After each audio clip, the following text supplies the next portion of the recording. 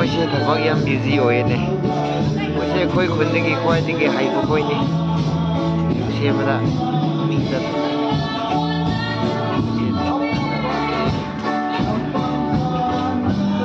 26 December Christmas last day gini refreshment last day gi kan na semi 사기 생주네 bisa ona gidian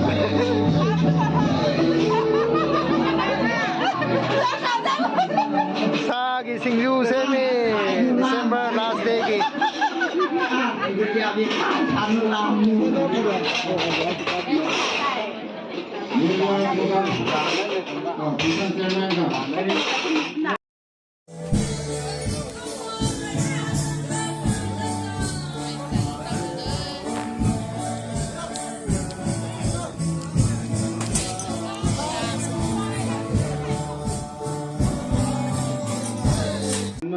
Kichanda ngai hak visit changgo bane ado hojik amuk lae yen manungda sapa khang marak ngai hak phamloge ngeli sapa khang ya nangle kampa dan le ngare tinge ga nan bina to sinrai kumba kariya bina samuel ka som bina mi meyam ulake Laiva mi miam ne si je drink time go lairo ngai pathum evel sinangre my bro erona sungang tham ngai bi menina sala khang pa sabsam jalang menina sa thuro tiga ngai om committee na tiga refreshment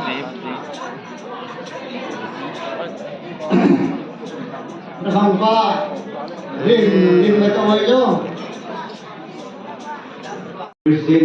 last day Christmas ki refreshment lai hey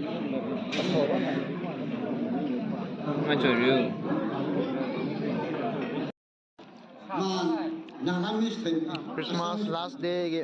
refreshment last day ki sa singju hai bata da lai sha pakhang sing kan na tare kumai nungai bro ram tau bro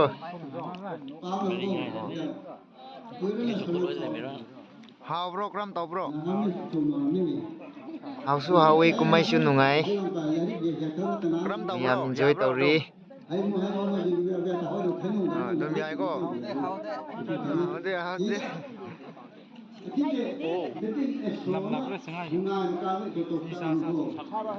oh dom ya bro Christmas last day ki sa singju ni ai ni si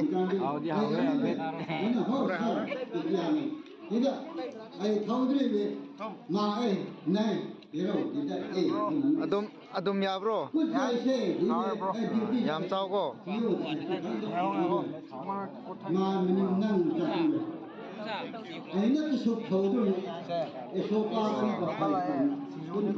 oi share to loi bro adom ya bro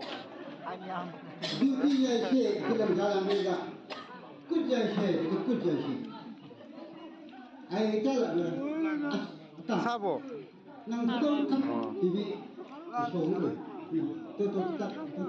Niba. Sajong. Dom yai ko.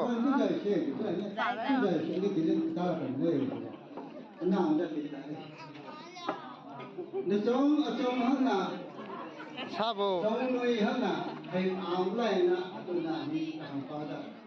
Lato shed ka dong la hana thading phai lai na lato shed ju ba la how bro last day Christmas ke singju nu na to ka na pa da la la be na so ni ni pe chi do yin hama to thamo sa singju kan na sari yam chao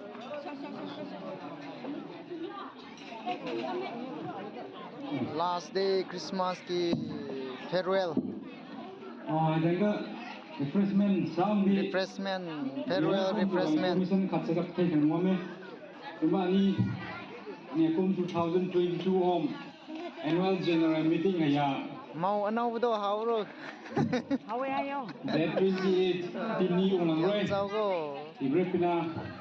UFC owner members being zuna harmony ge absent to thangmaka ani sungwan as sidadi kan na zat thari ne asi khoi na maker ne noi na sem do yam hawi ne yam hao ta oi